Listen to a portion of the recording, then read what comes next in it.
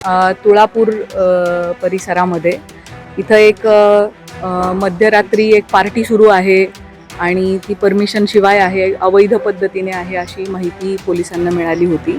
त्याच्यावरून या ठिकाणी कारवाई करण्यात आलेली आहे. ऑर्गनायझर्सनी याच्यामध्ये त्यांना दिलेल्या परवानगीचा भंग केलेला आहे. आपल्याला NDPSची स्मॉल क्वांटिटी देखील या ठिकाणी मिळालेली आहे. त्यामुळे या सगळ्या कलमांतर्गत आणि कायद्यांतर्गत पोलिसांचा तपास सुरू आहे.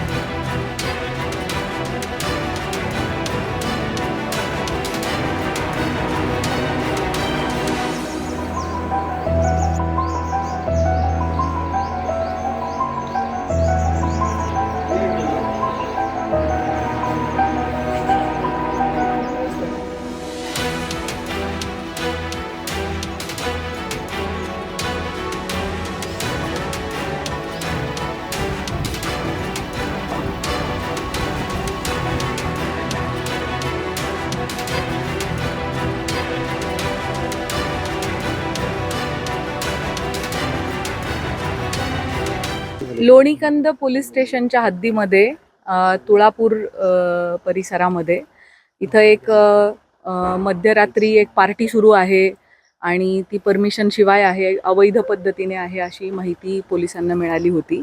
त्याच्यावरून या ठिकाणी कारवाई करण्यात आलेली आहे. इथे अशा पद्धतीच्या कारवाईच्या दरम्यान परिस्थिती होती की 100हून अधिक मुलं मुली आणि इथले सगळे ऑर्गनायझर्स या ठिकाणी होते.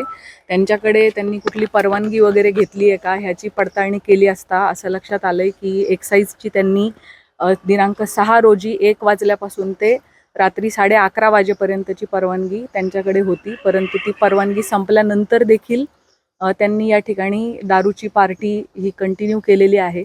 त्याच्यामध्ये काही इसम हे वयवर्ष 21च्या आतले असण्याची संभावना वाटते. आम्ही त्याची तपासणी करून घेत आहोत आणि या प्रकरणी हा व्हेन्यू ज्यांनी उपलब्ध करून दिलेला आहे त्याच्यात काय रोल आहे. त्यांनी अशा रीतीने 11:30 पर्यंतची परवानगी असताना पुढे ही चालू आहे पार्टी ह्याची त्यांना कल्पना असतानाही त्यांनी ती सुरू ठेवली आहे का ह्याची पडताळणी सुरू आहे. ऑर्गनायझर्सनी याच्यामध्ये त्यांना दिलेल्या परवानगीचा भंग केलेला आहे. त्याच पद्धतीने जे मोठ्या प्रमाणात लिकर इथं सापडलेलं आहे, लाखांमध्ये त्याची किंमत आहे. एक्झॅक्ट कॉस्ट आता एक्साईजकडून आम्ही काढून घेत आहोत. सो हे विक्री करणाऱ्या विक्रेत्याने कोणते नियम भंग केले आहेत त्या दृष्टीने तपास चालू आहे. त्यामुळे BNSचे कलम 223, 270, 3(5) आणि 292 याप्रमाणे गुन्हा दाखल करण्याची कारवाई सुरू आहे.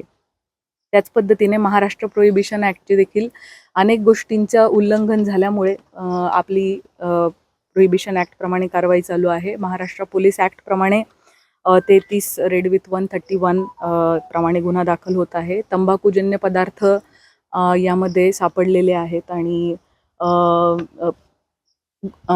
पॉट्स पण सापडलेले आहे, शिशा पण सापडलेला आहे. सो त्या दृष्टीने आपला तपास पुढे सुरू आहे आणि आपल्याला NDPSची स्मॉल क्वांटिटी देखील या ठिकाणी मिळालेली आहे. त्यामुळे या सगळ्या कलमांतर्गत आणि कायद्यांतर्गत पोलिसांचा तपास सुरू आहे आणि गुन्हा दाखल होण्याची प्रक्रिया ही सुरू आहे. गांजा असेल, त्याच्यानंतर MD असेल, असे काही हिरोईन वगैरे असे काही अंमली पदार्थ कोणते अजून आपला सर्च सुरू आहे. आतापर्यंत आपल्याला स्मॉल क्वांटिटी गांजाची सापडलेली आहे. धार्मिक स्थळ खरं तर या ठिकाणी या गावामध्ये आणि अशा ठिकाणी वेळोवेळी खरं तर अशा पार्ट्या होतात असं स्थानिक नागरिक सांगतात. मात्र याकडे पोलिसांचं लक्ष नसतं. आम्ही त्या स्थानिक नागरिकांकडून याविषयी अधिक विचारपूस करू आणि पोलिसांचं अशा पद्धतीच्या सगळ्या अवैध कृतींवरती लक्ष आहे आणि पोलिसांची सातत्याने कारवाई सुरू आहे आणि सुरू राहील.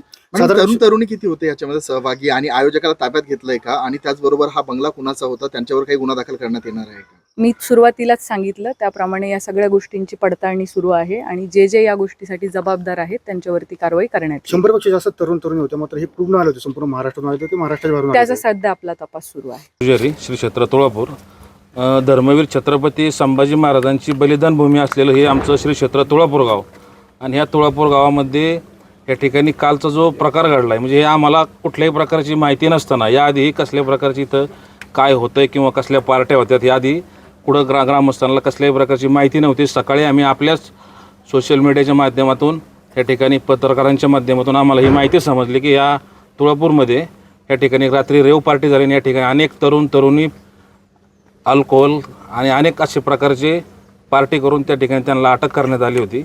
आम्हाला माहिती मिळाल्याच्या नंतर आम्ही या ठिकाणी माहिती घेण्यासाठी उपस्थित झालेलो आहे. इथं असणारा जो बंगला आहे तो अधिकृत आहे का अनधिकृत आहे, किंवा या ठिकाणी आधी पार्ट्या होत होत्या का? आणि अशा प्रकारे बंगला मालकांना अशा प्रकारच्या पार्ट्यांना इथे परवानगी द्यायला हवी का, ज्याच्यात अंमली पदार्थाचा वापर झाला आहे, हुक्का असेल, गांजा असेल?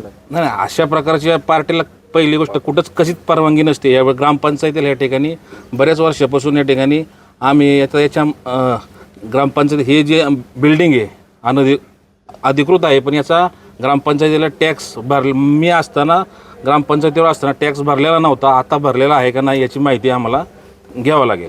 किती वर्षापूर्वीपासून हा बंगला आहे आणि इथं असं पार्ट्या चालतात का? माझ्या माहितीप्रमाणे 10 वर्षाच्या आधीपासून आहे. आणि अशा पार्ट्या इथं कधी याच्या आधी झाल्या हे मला काही कल्पना नव्हती याची. पण बंगला मालक अशा प्रकारच्या इव्हेंट मॅनेजमेंट कंपनीला हा बंगला उपलब्ध करून देतो अशा प्रकारच्या पार्ट्या करायला, आणि कोणाच्या मालकीचा? धार्मिक स्थळ आहे याच ठिकाणी. नाही, हे बंगला हा चूक म्हणून असं व्यक्ती आहे कोण त्यांचा आहे हा बंगला. आता तसं पाहिलं तर धर्मवीर संभाजीराजांची बलिदान भूमी आणि या ठिकाणी जागतिक दर्जाचं आज संभाजी महाराजांचं या ठिकाणी स्मारक उभं होत असताना गावाला अशा प्रकारचं कलंकित किंवा गालबोट लागणं हे खेदजनक आहे.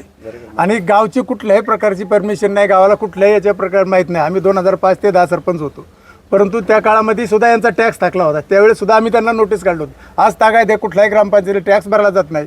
कृषी पर्यटनाच्या नावाखाली हे काय प्रकार चालतात हे म्हणजे गावाला कुठल्याही प्रकारचं माहीत नसतं. त्यामुळे प्रशासनाला आणि पोलीस प्रशासनाला आमची विनंती राहील की हे तात्काळ बंद झालं पाहिजे. आणि जे संभाजी महाराजांचा इतिहास हा जो कलंकित होतो हे असा घडणाऱ्या प्रकारावर कुठंतरी शासनाने बंधनं आणावीत हीच आमची ग्रामस्थांची विनंती आहे. हे जे प्रॉपर्टी मालक आहेत चूक त्यांच्यावरही गुन्हा दाखल करण्यात याची काही मागणी करणार? निश्चितपणे त्यांच्यावर गुन्हा दाखल व्हावा आणि इथे जे प्रकार आतापर्यंत घडलेत हे काही त्याची माहिती घ्यावं शासनाने, आणि हे कुणाच्या आधिपत्याखाली चालतंय याची सुद्धा माहिती घेऊन ते लवकरात लवकर बंद होईल याची दक्षता शासनाने घ्यावी. राज्य उत्पादन शुल्क विभागाने परवानगी दिली होती 11 वाजेपर्यंतची, पण ती पार्टी त्याच्यानंतरही चालू होती. एकूणच अशा प्रकारच्या पवित्र भागामध्ये राज्य उत्पादन शुल्क विभागाने अशा पार्ट्याला परवानगी द्यायला हवी का? राज्य उत्पादन शुल्काने ज्यावेळेस परवानगी दिली त्यावेळेस ग्रामपंचायतीचं काय त्यांनी पाहिले का?